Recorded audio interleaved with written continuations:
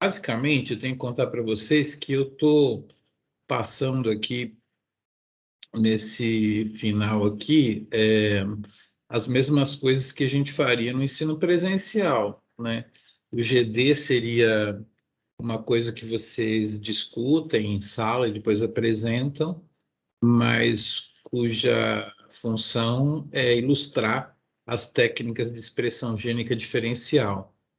A gente vai chover um pouco no molhado com esse GD aqui, porque, na verdade, ele é uma prova em cima do GD que teria sido discutido, né? Só que ele é um pouquinho mais avançadinho aqui do ponto de vista de entendimento e tal.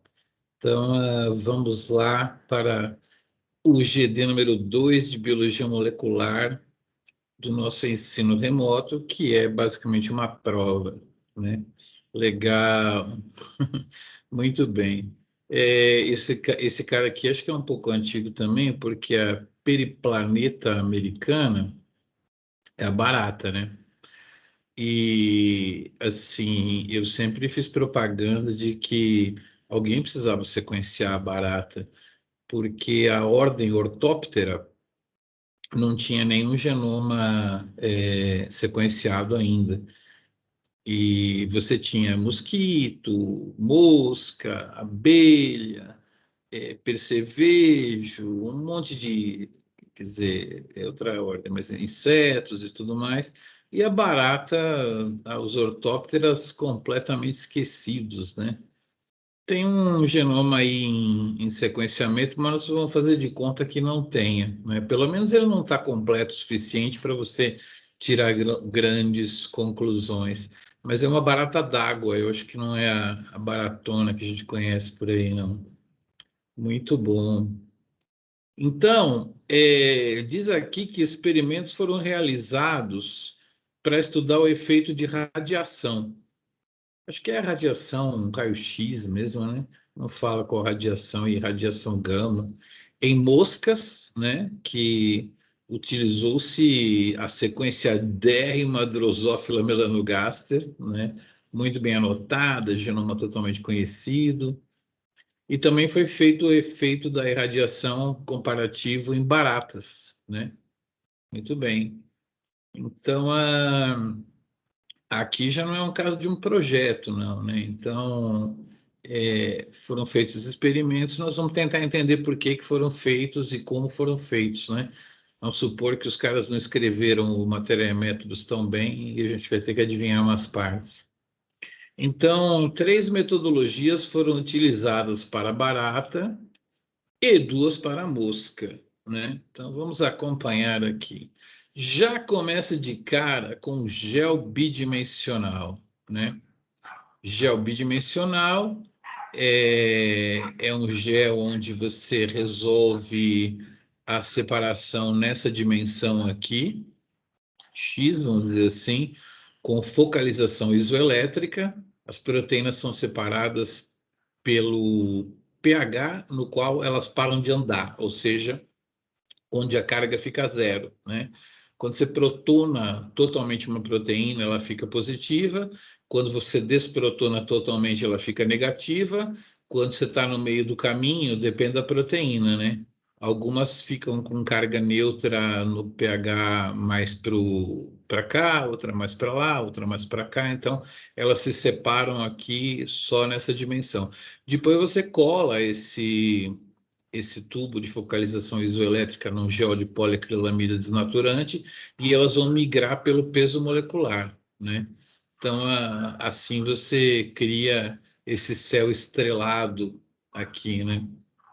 Então, aqui tem já marcadas, né, as proteínas que têm alguma expressão diferencial. Por exemplo, essa 1048 está mais expressa aqui no controle e ela some na irradiação, né? Essa daqui ela está pouco expressa e ela é muito expressa com a irradiação. Então, você tem todo tipo de variação, né? Aumenta muito, aumenta pouco, some, né? Então, você já observa direto na quantidade de proteína. Então, vamos lá. Geobidimensional. Os resultados abaixo foram obtidos somente para a barata. Presta atenção, barata não tem genoma sequenciado, mas foi feito o geobidimensional. Se pode verificar que após a irradiação, painel da direita, alguns spots ou pontinhos aumentaram de tamanho, como a seta 1946, né? Que é essa daqui, 1946, que é essa, né? Ela estava quase ausente aqui e apareceu aqui. Enquanto que outros diminuíram a expressão seta 1048, que é essa daqui, sumiu. Com o intuito de verificar se esse efeito, né, de algumas aparecerem e outras sumirem, acontecia com as proteínas homólogas da mosca, porque veja, de barata para mosca, né, você não tem tanta diferença evolutiva. É bem plausível que a mosca também tem as mesmas proteínas que a barata, né? Seria uma proteína homóloga, uma proteína que está presente na linhagem dos insetos e tal.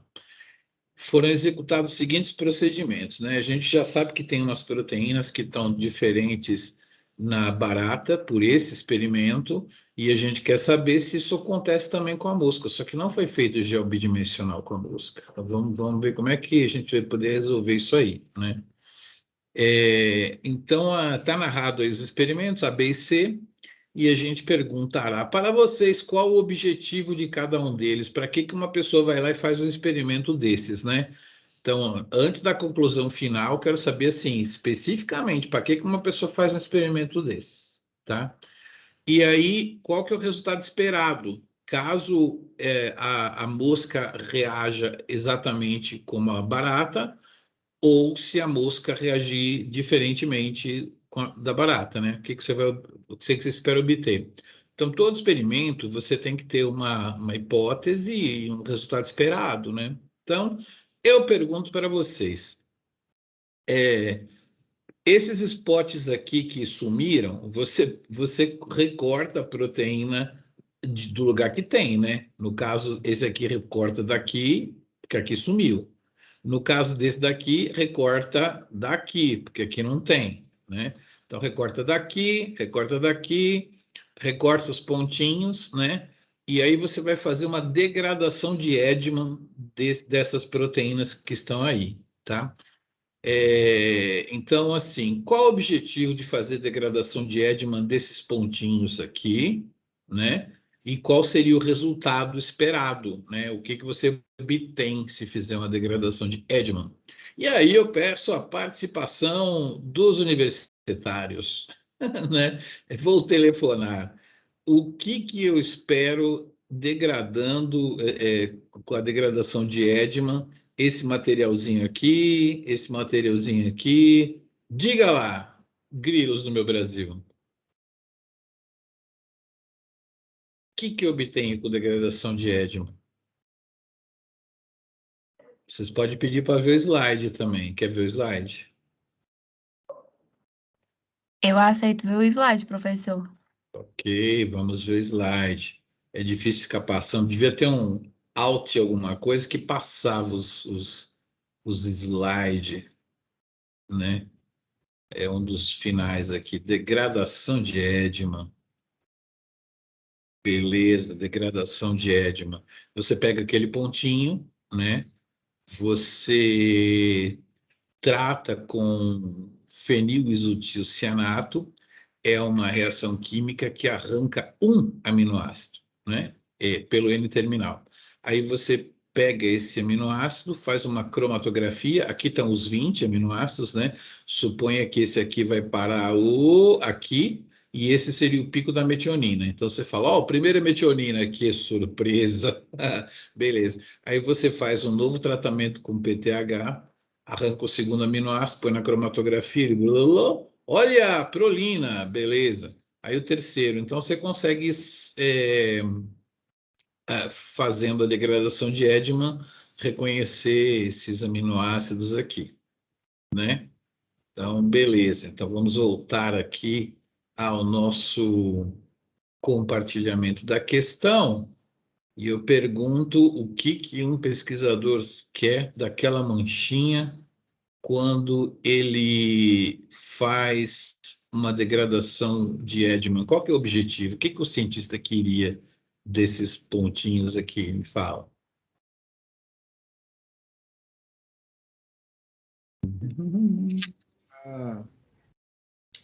Meio que semelhanças entre a drosófila e a barata. Não, calma, ele só tem o gel da barata. O que ele quer desse pontinho aqui? Ele pegou esse pontinho, fez degradação de Edman. O que ele vai conseguir? Ele quer isolar as proteínas, os peptídeos, certo? Isolar, ele já isolou. Ele pegou e aí fez a degradação de Edman. O que ele obtém como resultado desse trabalho de um dia degradando com essa tecnologia? Os aminoácidos de... E isso, os aminoácidos, a sequência, né? A proteína inteira ele consegue, você acha? Com degradação de Edman? Só se fizer várias degradações. Começa a ficar meio improdutivo depois de um certo tempo, que começa a ficar meio confuso, começa sempre a misturar, né? Você consegue geralmente 35 a 50 resíduos, né? Trabalhando um dia inteiro, um pedacinho, tá? O resultado esperado seria 35 a 50 aminoácidos do qual terminal? Do N-terminal ou do C-terminal? Eu falei aí. De qual terminal da proteína? Do N-terminal, que é o começo, ou do C-terminal, que é o fim? Do N-terminal ao começo, né? Do N-terminal ao começo, né? Começou pela metionina. Então, esse aí vocês pegaram o objetivo da coisa, não é? Não vai chegar no final da resposta. Cada item é uma coisinha. Beleza. Ele tem esses 35 a 50 aminoácidos, né? A gente fala resíduos, sabe? Aminoácido é quando ele está solto. O chique é falar esses 35 a 50 resíduos de aminoácidos, né? Ele pega essa sequencinha, né, de aminoácidos, vamos falar assim, e item B, ele faz um blast desses resíduos, né? Ele tem sequência de 1, 2, 3, 4, 5, 6 proteínas, ele está estudando, faz o blast dessas 6 sequências contra o proteoma da mosca. Da mosca. Ele tem sequências de barata. Ele faz um blast contra o proteoma da mosca, tá? Alinhamento com blast contra todas as proteínas da mosca. O proteoma da mosca é totalmente conhecido. Se você tem o genoma, você sabe onde estão os genes, você tem as sequências de aminoácidos, né? Então, não é difícil fazer um blast dessas sequências com a da mosca. O que ele quer com isso e qual vai ser o resultado que ele vai encontrar aqui, fazendo um blast contra o proteoma da mosca. O que ele quer com o blast e o que ele vai obter?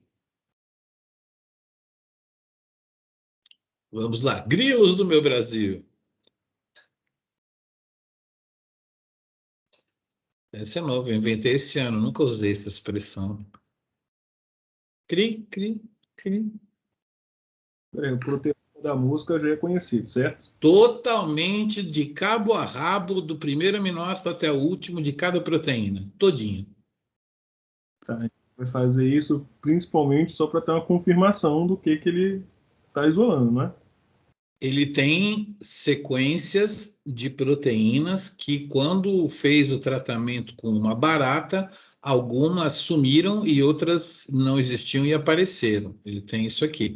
Ele conseguiu 6 sequências de proteínas que ou somem ou aparecem. Beleza.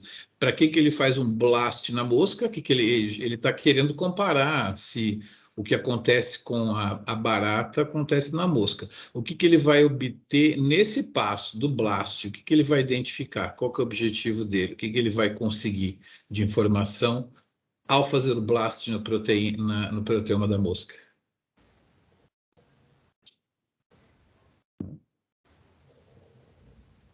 Ele vai conseguir encontrar as proteínas que tecnicamente desapareceram depois. Ele não sabe se elas desaparecem na mosca, não, tá? Porque não foi feito experimento nenhum com a mosca ainda. Mas ele vai conseguir encontrar umas proteínas lá. tá? Essas proteínas você pode usar o nome de homólogas, tá? É a proteína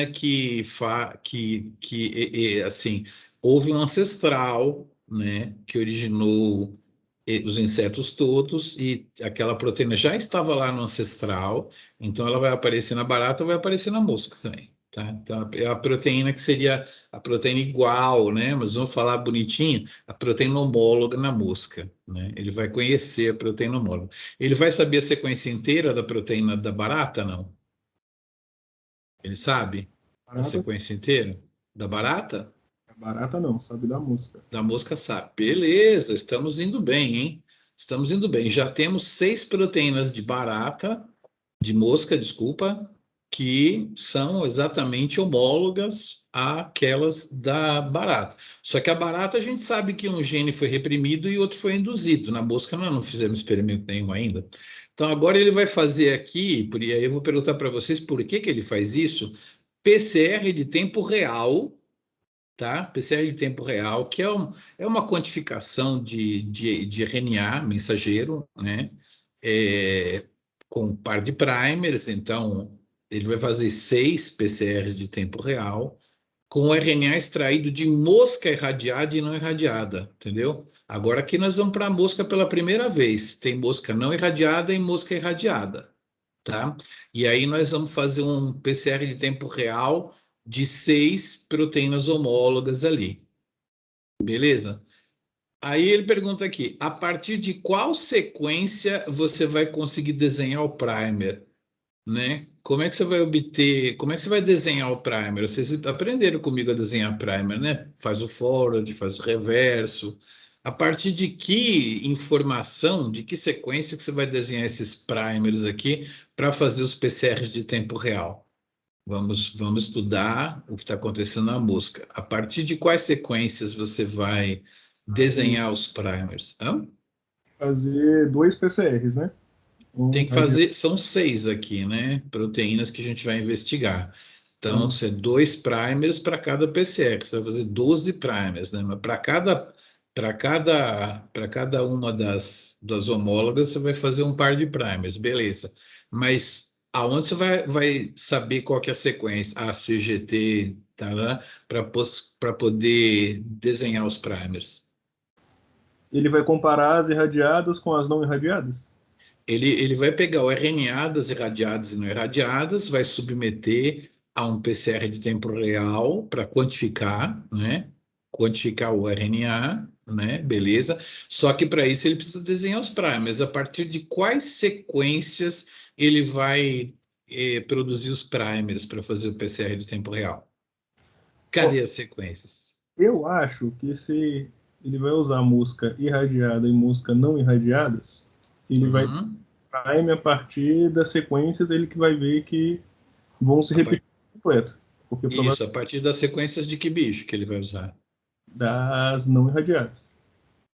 De uma mosca qualquer, né? Que nem entrou no experimento, ela nem sabia que estava lá. Mas onde ele vai achar essas sequências aqui para desenhar os primers? Vai ser a partir do blast que ele fez, onde ele encontrar as proteínas que ele isolou lá no blast. Ou não? Exatamente. O blast foi de proteína contra proteína, né? Foi de proteína contra proteína. Ele precisa da sequência dos nucleotídeos, né? Sim. Só que essas sequências das proteínas vieram de um genoma, né? Então, na informação do genoma da mosca, você tem o genoma e as proteínas que são produzidas em cada lugarzinho. Naquele lugarzinho ali, no cromossomo 5, onde é produzida aquela proteína, você sabe qual que é o genoma da mosca. Então, desenha os primers com essa informação, né? Você tem a informação, você tem o genoma da mosca e a proteína da mosca. Então, basicamente é isso. Então, você desenha os primers com base no genoma da mosca e faz o RT-PCR, tá? Qual vai ser a explicação se der produto ou se não der produto? Você tem 6 carinhas aí, né? Você tem as moscas não irradiadas e irradiadas. Qual seria a explicação se o PCR de tempo real mostrar uma amplificação ou não mostrar? O que significa isso aí? que significa se o PCR de tempo real da mosca funcionar ou não funcionar. O que você conclui? Se funcionar, vai significar que ele fez um blast certo, que ele conseguiu É, isolar os aminoácidos, ou a, não. a explicação é razoável, mas não é que ele fez um blast certo. Então, Você não sabe o que vai acontecer antes de fazer o experimento, né? Você não sabe se a mosca e a barata têm o mesmo tipo de resposta. Seria essa proteína que ela some e essa proteína que aparece, né? mas no caso, pelo que eu entendi, ele está usando o genoma da mosca justamente porque, por ele ser Isso. parecido, ele vai conseguir comparar ou ter uma noção se o experimento Se, é bom, né? De acordo com o que. se ele fica similar, né? Se quando sumiu aqui, sumiu também na hora que ele irradiou, não amplificou, e se quando aqui apareceu com a irradiação, aí na amostra irradiada vai ter o PCR e na não irradiada não, né? Ele vai fazer isso para ver se as proteínas que somem também na mosca, né? Agora lembrem-se, né? Ele está fazendo análises que são muito delicadas, porque na mosca a gente está olhando o RNA, né? RNAs têm meia-vida, eles têm que sofrer uma série de caminhos para até produzir a proteína. Então, nem sempre pão é pão, queijo é queijo, né? Então, aqui a gente está olhando direto na proteína. Na mosca, a gente está olhando no RNA mensageiro. Se o RNA mensageiro apareceu, se o RNA mensageiro sumiu, tá? Existe um periguinho aí de não ser exatamente igual. Mas espera-se que sim. Se o RNA der uma amplificação maior na mosca, para qual proteína aqui que aparece? Essa aqui, né? Essa aqui, quando irradia, aumenta a produção da proteína na barata, deve aumentar o PCR de tempo real, deve produzir mais produto na mosca irradiada do que na mosca não irradiada, né? Beleza. Vejam que a gente combinou aqui análise de expressão gênica diferencial no nível de RNA para mosca e no nível proteico para barata, né? A barata sem genoma sequenciado, a mosca com genoma sequenciado. O que causou isso aqui? A degradação de Edman te deu alguns aminoácidos e com isso você pegou a sequência inteira na mosca e fez o experimento no nível de RNA. Tá? Beleza? Então, é um experimento bem bolado, claro que vai poder concluir se quando eu irradio qualquer inseto, essas proteínas, algumas aparecem por causa da irradiação e outras somem por causa da irradiação, né? Então, aí você pode estudar essas proteínas, o que elas fazem, mas isso é outro projeto. Nós só estamos provando que as coisas funcionam de uma maneira igual, assim. Muito bem. Agora, uma perguntinha de raciocínio só. Se os géis bidimensionais tivessem sido feitos com mosca, você ia fazer degradação de Edman? Conta aí para mim. Se eles tivessem sido feitos com mosca, eles foram feitos com barata, mas eu comecei tudo de novo e eu fiz gel bidimensional com mosca. Como que eu sei que proteína é essa aqui? Que proteína é essa aqui? Que proteína é essa aqui? Se o genoma da mosca já está sequenciado, como que eu faço? Que tecnologia eu usaria neste momento? Se os géis bidimensionais tivessem sido feitos com mosca e não com barata. Foi com barata, eu fui lá fazer degradação de Edman, né? Pobre de mim, um dia inteiro na câmara fria, pode sair de lá. Mas se os géis bidimensionais tivessem sido feitos com mosca, o que você faria? Slides dos universitários? Vocês querem ver slide? Quem quer ver slide? Se fosse com mosca que é conhecido, Ah. poderia só com o próprio PCR, não?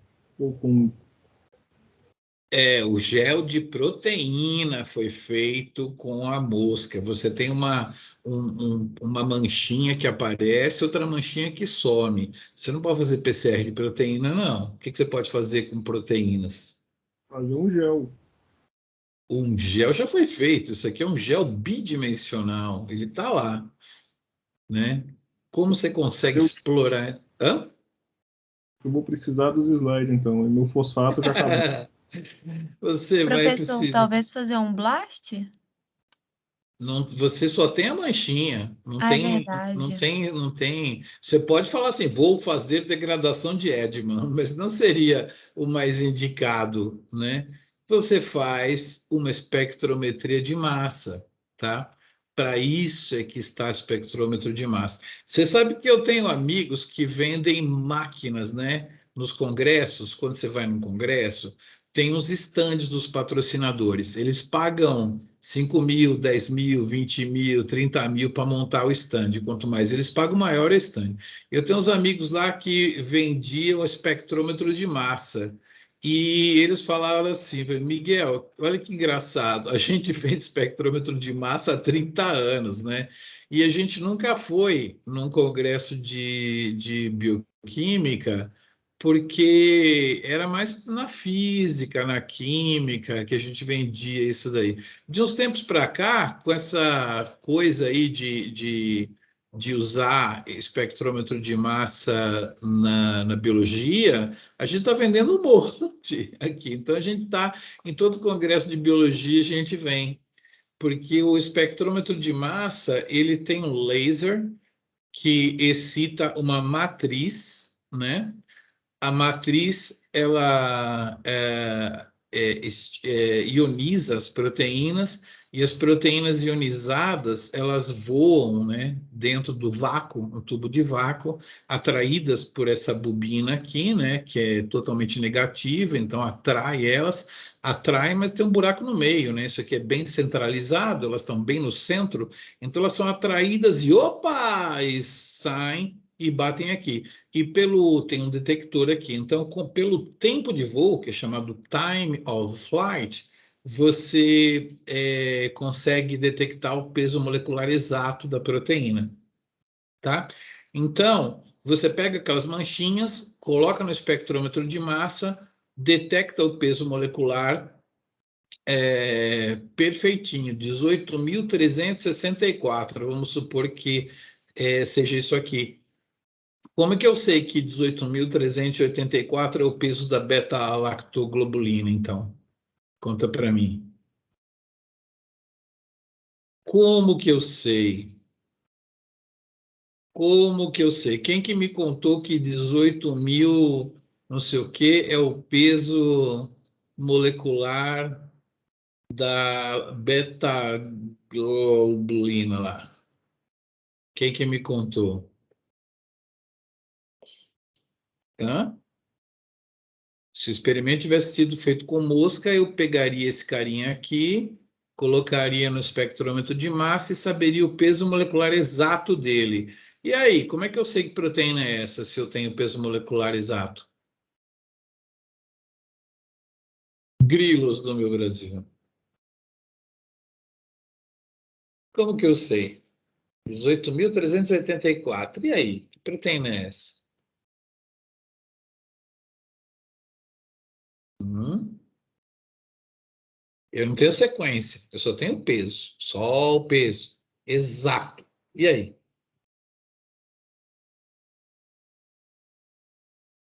Como que eu sei que proteína é essa? Hum.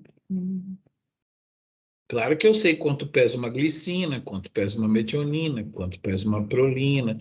É só abrir o meu Leninger que tem o peso molecular de todos os aminoácidos. Isso eu sei. Eu sei o peso da proteína que gera essa manchinha. E é tudo que eu sei. Como que eu descubro que proteína é essa?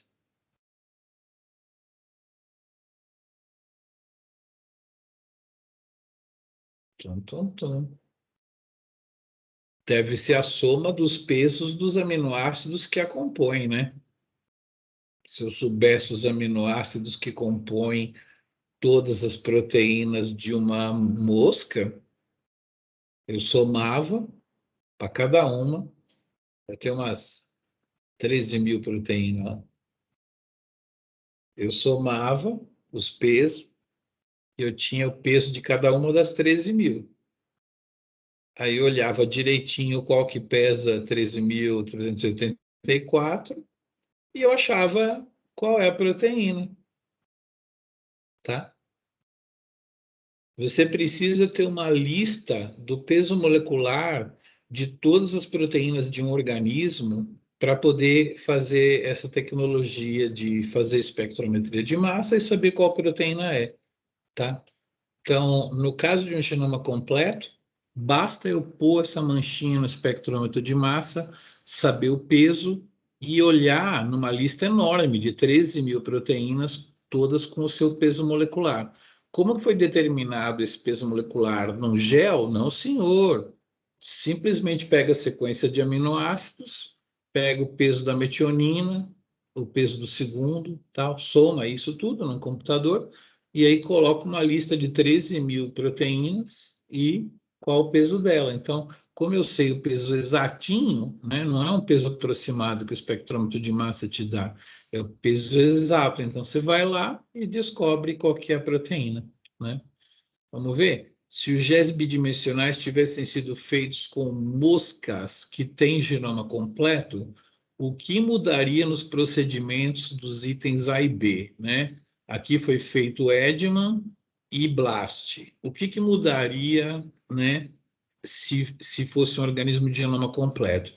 Eu faria espectrometria de massa, determinaria o peso molecular exato, consultaria na informação do genoma e teria identificado a proteína sem ter feito Edman e Blast. Entenderam? Muito bem. Bom, vamos à questão número 3 aqui, que é uma questão de ST. Vou até mostrar um slide de ST aqui de novo, assim, né? Para vocês verem. É uma tecnologia muito antiga, perto do sequenciamento dos genomas, tá? É mesmo. Só que eu preciso falar delas, porque elas fizeram parte da história. E, além de fazer parte da história, antes de se sequenciar o genoma humano completo, a gente já tinha 8 milhões e 500 mil ESTs depositadas, né? Então, eram pedaços de RNAs que o pessoal sequenciava de um jeito bem simplório, né? Então, sequenciamento único de cada cDNA, você pega o RNA, transforma em cDNA, que é o complemento do RNA mensageiro, e sequencia as extremidades, ou a 5' ou a 3', ou ambas, se você for rico, né? Beleza. Aí como é que faz? Você tem lá o RNA mensageiro com a sua cauda de poli-A, você usa um óligo-DT como primer, né? Pareia naqueles As, faz a fita menos, aí faz a fita mais, né? Beleza. Então, aí você faz as ESTs. EST é um sequenciamento simplório, como você tem todos os RNAs do bicho lá, né? Você faz um sequenciamento e você registra, né, que o transcriptoma tem essa sequência aqui, né? Se você fizer 5', tem essa sequência aqui, tem essa sequência aqui. Se você fizer o 3', tem essa sequência aqui, tem essa sequência aqui. Aí eu irradiei, será que some? Será que aumenta? Né? Então, você consegue fazer isso com as ESTs. Beleza, beleza. EST é um sequenciamento simplório de uma extremidade dos mensageiros, né? E você tem essas informações aqui, vamos ler aqui, né? Havia recursos para realizar sequenciamento do transcriptoma da mosca e da barata, tá? Mas não era o sequenciamento completo, não era um RNA-seq, era sequenciamento dos transcritos. e foram feitos os experimentos controle, que está aqui, controle irradiado, e foram feitas STs para barata e STs para mosca. Tá? Beleza? Muito bem. E aí, depois que você faz sequenciamento, você faz contigs das ESTs, fazendo blast de todas contra todas. Todas aquelas ESTs que dão blast entre ST com ST, você vai juntando, né, numa coleçãozinha, e essa coleçãozinha, que é o contig, você pode fazer um blast e identificar. Então, aqui não está dito, né? Gene 1, polimerase alfa, gene 2, proteína ribossomal, gene 3, hexonuclease, gene 4. Só está representado aqui os genes, né? E quando você fez o contig, nesse gene 1, a gente tem 180 STs que vieram do controle e 178 que vieram da irradiada para barata. O mesmo experimento feito com a mosca, né, para o gene 1, você tem 180 STs que vieram do controle e 90 para a irradiada, tá? O que vocês interpretam aqui para o gene 1? O que aconteceu com a irradiação desse gene na barata e o que aconteceu com a irradiação com esse gene 1 na mosca? Tem alguma diferença? O que vocês acham que aconteceu aqui com o gene 1? Vamos falar do gene 1 primeiro. O que aconteceu na barata e o que aconteceu na mosca?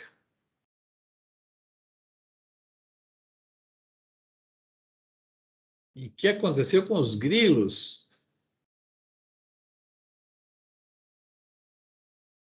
Vamos lá. Aqueles fragmentozinhos, quando agrupados por blast, né, formam um grupinho. O primeiro grupo na barata formou um grupo de 358.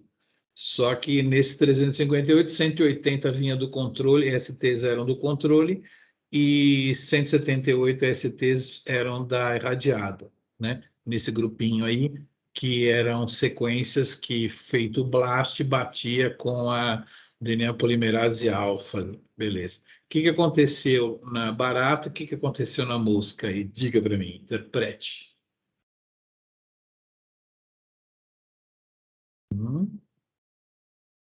Observe o número de STs e me diga o que aconteceu com os RNAs. Vocês acabaram de ver o slide que as STs são derivadas dos RNAs, né? O que está sendo retratado aqui sobre os RNAs na barata e na mosca, os RNAs que estão expressando o gene 1, o que aconteceu por efeito da radiação na barata e na mosca? Cri, cri, cri, cri.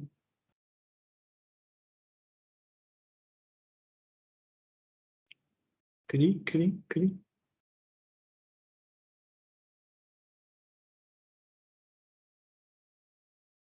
Vamos, participantes. O que aconteceu? Pelo menos, né, dê uma olhadinha aí no o que os dados mostram, né? 180 STs do gene 1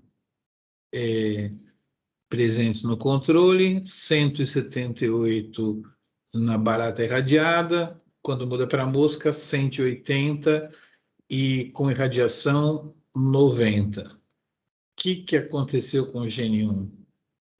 Como que ele está funcionando na barata controle, na barata irradiada, na mosca controle, na mosca irradiada? Alguém? Ele está sumindo, mas por que ele está sumindo, eu não faço ideia. Não, você está fazendo experimento para ver o que está acontecendo. Depois alguém vai ter que explicar por quê. Mas você falou que ele está sumindo. Ele indo, não está ali, ó, o controle se mantém, 180, 180. Isso, aqui é a barata, né? Não. Você está olhando controle com controle, né? Aqui é quase quase o mesmo número, né? 180, 178, 180, quase tudo mesmo. Você falou que está sumindo. Não é sumindo, está diminuindo. Diminuindo. Está caindo pela metade, pô. Ó, metade aqui, né? Isso. Na mosca. Na mosca ele está diminuindo. Na barata não, né? Não, Tem quase. uma... Na barata esse gene não é sensível à radiação. Na mosca é. Já começou a haver uma pequena diferença. Vamos ao gene número 2. O que está acontecendo com o gene número 2?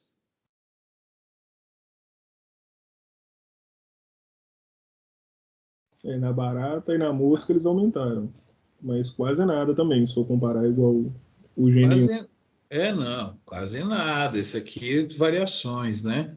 Variações. Esse gene aqui, ele é menos expresso que o gene 1, mas ele ficou igualzinho.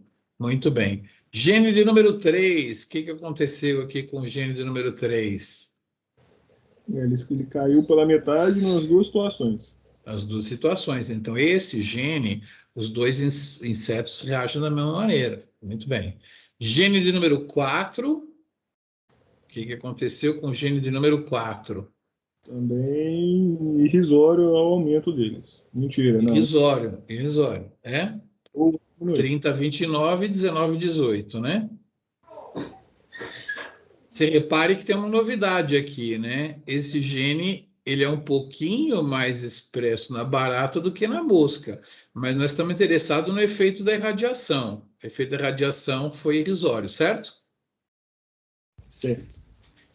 Tá? Tem que comparar com o controle, cada um com o seu quadrado. Muito bem. Gene de número 5, Manteve quase a mesma coisa. manteve. Gene de número 6. Também manteve. Não caiu pela metade. Caiu pela metade. É verdade, caiu pela metade. Não é verdade ou manteve? Ou não aconteceu nada? Metade. Hã? Caiu pela metade. Então, aqui você tem que ter ajuda, além da biologia, ajuda de estatístico, porque presta atenção, você já está fazendo experimento por amostragem, né? Quando você chegou aqui no gene 6, no gene 7, a amostragem está muito perigosa, né? Tá? Entendeu? Quando você vai nos últimos candidatos de uma eleição presidencial, né, um teve 0,1%, outro teve 0,2%. Qual que é o mais popular? Tome cuidado, entendeu? Porque nesse tipo de experimento, como é por amostragem, você não pode ter certeza que 2 é o dobro de 1, entendeu? Porque você já está perto de uma oscilação aqui, né? Sabe? Quando você está perto do ruído, né? Tá? Então, nesses casos aqui, se você fizer um teste estatístico complicado, tal, tarará, você vai ver que ele não resiste ao teste estatístico, né? Você não pode dizer que dobrou, tá? Então, aqui no caso, eles estão tudo perto de uma área de ruído, então não confie em amostragens perto de zero.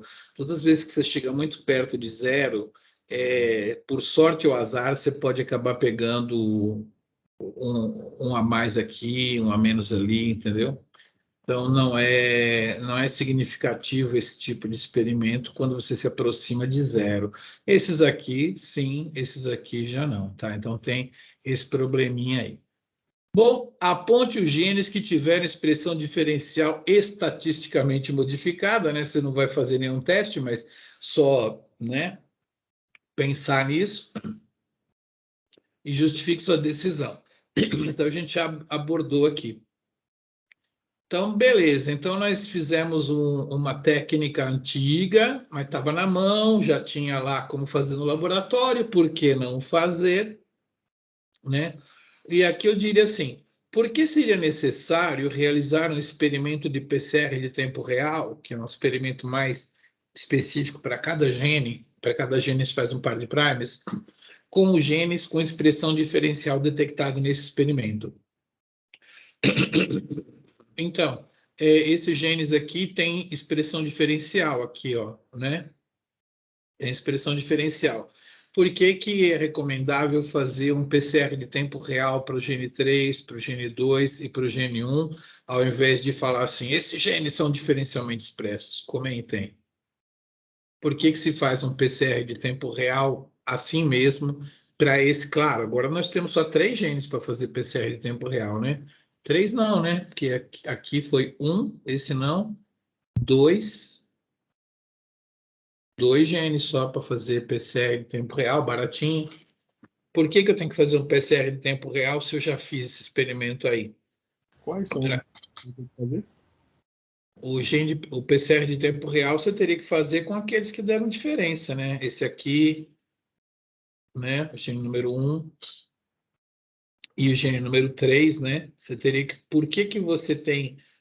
Os revisores pedem que você faça um PCR de tempo real do gene 1 e do gene 3, se você já tem essa informação aqui? Por que se costuma pedir que as pessoas provem que por PCR de tempo real que está diferente mesmo? Para confirmar, meio que ter uma conta. Uhum. É uma contraprova, né? Geralmente esses experimentos de muita análise, assim, que você analisa todos os genes de alguma vez, todos eles podem ter um outro probleminha. Então, é muito comum para microarranjo, para projeto de ST, você depois ter que confirmar, mas aí são poucos genes, né? Você está vendo? Aqui no caso são só 2, né?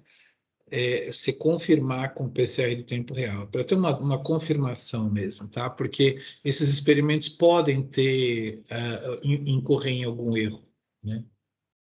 Beleza. Aqui nem é do tempo do RNA-seq muito popular, mas aqui 4. Como a gente estava falando que a mosca tem o genoma totalmente completo, né? Estava disponível um chip. Vou mostrar o chip. Chip é uma espécie de microarranjo, mas feito por uma fábrica, né? Que tem os óligos, né? Cadê meus slides? Esse aqui. Chip. Vou mostrar o chip. Chip é uma espécie de microarranjo, você sabe. Microarranjo não vou nem falar, porque microarranjo é esse cara aqui, né? Que seria esse cara aqui que pinta as lâminas, né? Depois põe o RNA, aí fica vermelho, verde ou amarelo, tal. Mas aí tem essa opção de que como a drosófila tem genoma completo, você pode comprar um chip de drosófila onde os genes estão representados por óligos. Cadê os óligos? Óligos de 25 bases. Aprende isso aqui. A gente, quando fala 25 bases, a gente não fala bases, porque a base é só a base, né? Ainda tem a ribose, o fosfato, desoxirribose, fosfato. A gente fala que o óleo tem 25 mer, o tamanho de óleo é em mer. Então, os genes são representados por óligos de 25 mer, então, cada gene é representado por vários pedacinhos de 25 mer, que estão aqui, né? São 25 mer para representar, e sempre tem um controle que é o mesmo óleo, ó, igualzinho, só que bem no meio troca uma base só para ferrar a hibridização, né? Então, hibridizou em cima, não hibridizou embaixo, você pode confiar, né? E aqui é um óleozinho de vários óleozinhos que vão representar um gene. Aí você tem todos os genes da drosófila lá representados. Então, esse aqui é o famoso chip, né? Deixa eu voltar lá para o meu devia ter mesmo um Alt Tab aqui que trocasse, né? Às vezes até tem, eu que não sei. GD. Pronto. Estava disponível um chip comercial de microarranjo, de chip para mosca, né? Porque drosófila muita gente usa baratinho, vende abaciado o chip de drosófila, contendo todos os genes desse organismo. Oi, dessa vez tem todos os genes deste organismo. E aí pegou-se aquele chip que eu acabei de mostrar e ele foi hibridizado, na verdade foi hibridado, né? A palavra certa é hibridado, com RNA controle, faz um experimento com controle, faz um com o RNA de moscas irradiadas.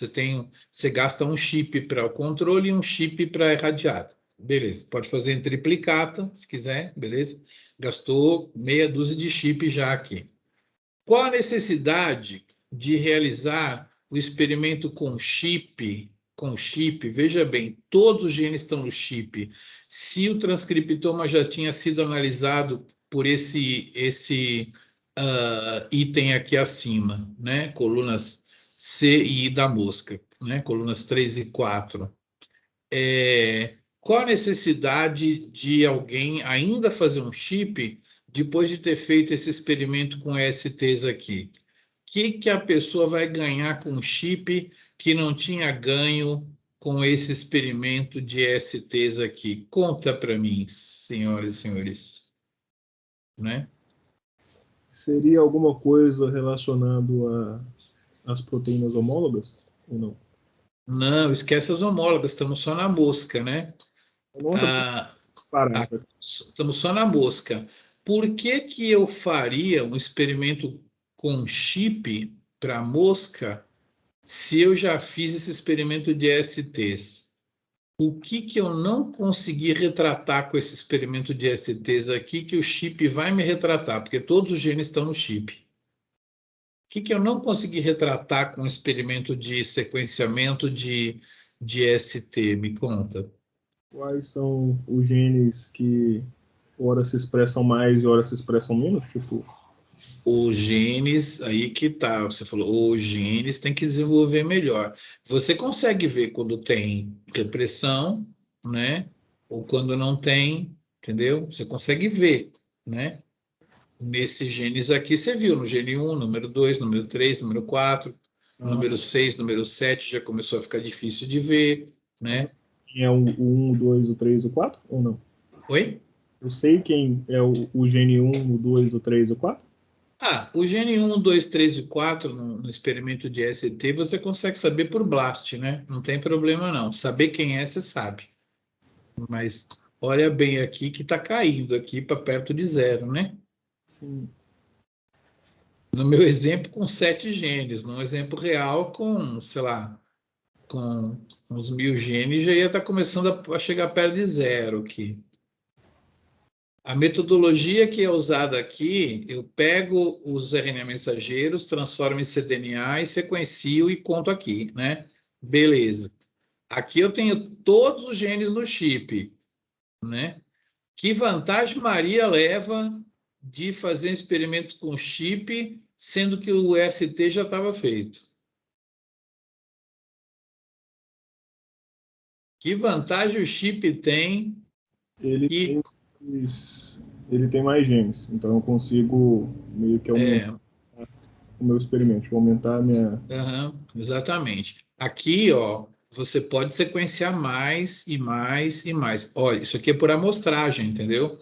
Você está enfiando a mão no saco e pegando uma bola vermelha ou branca, entendeu? Aqui é por amostragem, né? O dinheiro que você gastou para sequenciar, nunca que tu vai sequenciar os genes pouco expressos, tá? Porque é por amostragem. Conforme você quer sequenciar um regulador da estrutura da cromatina, não, você vai pegar de novo as enzimas da via glicolítica, entendeu? É por amostragem. Então, os genes muito expressos são os mais amostrados nesse tipo de coisa, que é por amostragem. Enquanto que aqui no chip, você vai saber se todos eles, né, quanto que eles estão sendo expressos, né? Então, você consegue amostrar principalmente os genes pouco expressos. A gente chama de genes raros, né? Não é raro, né? É uma figurinha rara, né? Você não consegue figurinha rara por comprar os envelopinhos, você não consegue achar ela nunca, porque ela é rara. Mas aqui você consegue, porque estando o gene no chip, você vai saber se ele aumentou ou diminuiu de expressão. Então, esse é o problema. Qual a necessidade de realizar esse experimento? Ele ainda se justifica porque esse experimento não consegue amostrar bem os genes menos expressos, né? E por que que eu não posso fazer experimento de chip com a barata? Me conta. Por que que eu não posso falar assim, me manda aí 20 chips de barata? Por quê? É porque não tem. Por que que não tem? O, todos os genes da barata sequenciado igual tem da... Não tem o conhecimento do genoma, porque pensa, aquele protocolo é muito arriscado. Você tem que desenhar o primer que vai retratar aquele gene. Se você não conhece mais da metade do genoma da barata, como que você vai jurar que aquele primer representa aquele gene e ele não está repetido no outro gene, né? Então, não há a menor possibilidade de você fazer um chip sem o genoma completo. Então, a gente viu aqui que o chip se beneficia do genoma completo, as ESTs não precisam do genoma completo, o gel bidimensional só você vai usar com genoma completo, e se você não tiver genoma completo, você pode usar, desculpa, o espectrômetro de massa você só vai usar com genoma completo, mas se você não tiver genoma completo, você faz degradação de EDMA e BLAST, né? BLAST em quem? Em genomas completos. Então, faz-se aqui a apologia do sequenciamento dos genomas, entenderam? Então, aquela fase que foi feita de sequenciamento de genomas, presta atenção, não é que avança só o conhecimento da drosófila, não é que a drosófila foi um treino para sequenciar o humano. A gente avança no conhecimento de tudo que é organismo, tá? Com os genomas, porque a gente consegue fazer blasts, né? Enfim, a época de sequenciamento de genomas trouxe uma grande rapidez. Vou contar para vocês, para a gente descobrir o que era uma manchinha dessas aqui,